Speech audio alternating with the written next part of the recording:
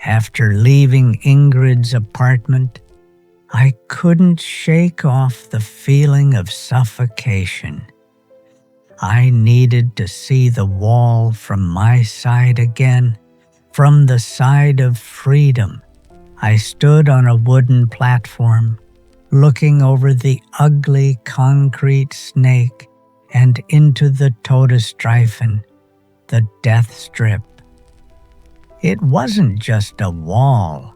It was a complex killing machine, a stretch of sand to show footprints, anti-tank obstacles, beds of nails, and guard towers with machine guns.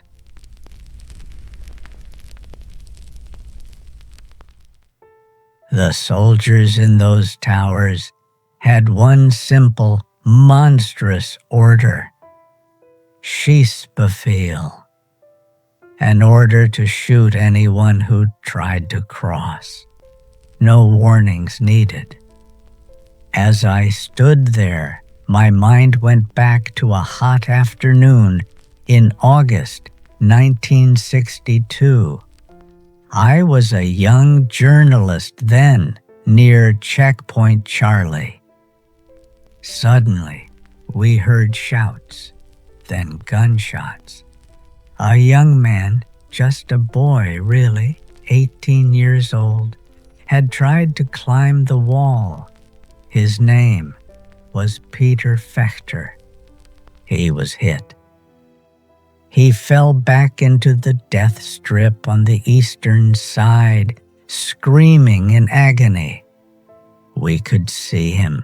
We could hear him. He was just meters away. Western guards threw him bandages, but they couldn't reach him. Eastern guards were ordered not to approach. The world's media, myself included, stood there with our cameras, helpless, documenting a boy's slow death. He bled out for almost an hour. His cries for help grew weaker and weaker until they stopped. Only then did they carry his body away.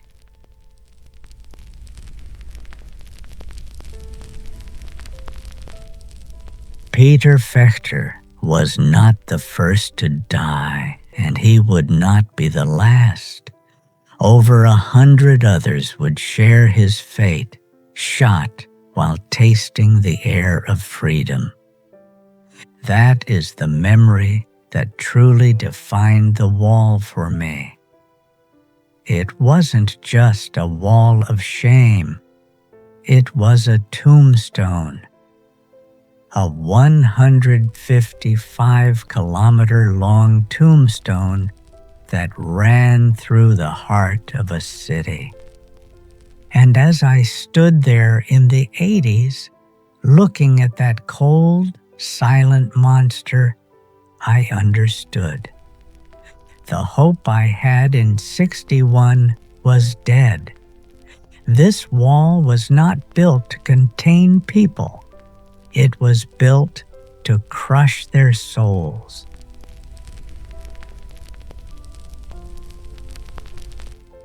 I was back in Berlin in November of 1989.